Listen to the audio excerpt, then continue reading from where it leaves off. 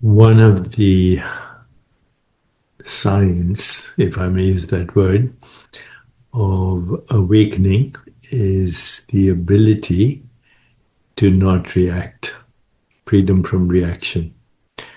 And there's a nuance to this, which I'll share with you in a moment.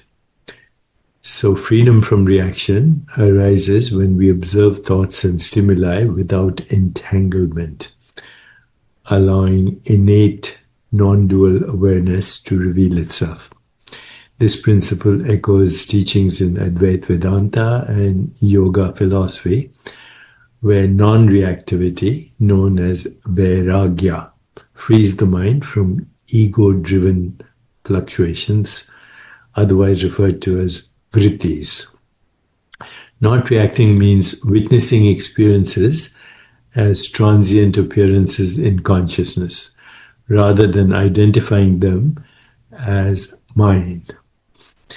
In non-duality, reactions stem from the illusory separate self. True freedom emerges in what Krishnamurti referred to, the great Krishnamurti referred to as choiceless awareness, where we neither resist nor grasp.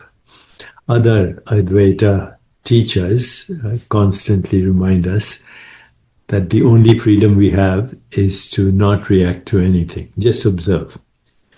Patanjali's Yoga Sutras, where abhyasa means sustained practice with vairagya, non-attachment, to still the mind, defining higher vairagya as freedom from craving even subtle impressions of the world. In Advaita, vairagya is often translated as dispassion toward the impermanent, or what is called anitya. Discerning the eternal self, Atman, as one's true nature, leading to liberation or moksha, you cultivate non-reactivity through daily observation, noticing a rising in irritation and then pausing and letting it pass through without action or story. Treat thoughts as clouds in awareness, the weather. This builds resilience, transforming reactivity into equanimity. Okay, it's the gap between stimulus and response where choice resides. So now there's a little nuance to that, and that is freedom is also allowing others to react in whatever way they want to.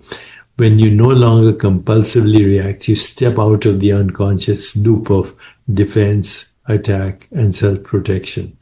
In that spaciousness, you recognize that every being is moving according to their own conditioning, karma, and level of being. And level of seeing too.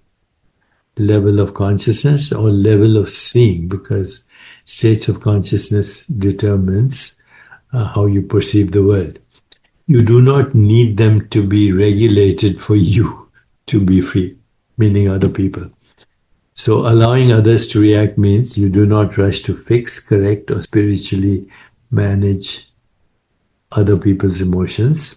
You honor their nervous system's way of discharging energy without making it wrong. You stop using other people's behavior as justification for losing your own center. This is Sakla freedom. Freedom from controlling others, from demanding that the world match your preferred spiritual image. That is freedom.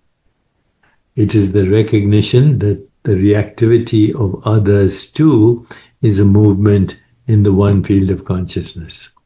So, the deeper meaning of freedom becomes freedom is in not reacting.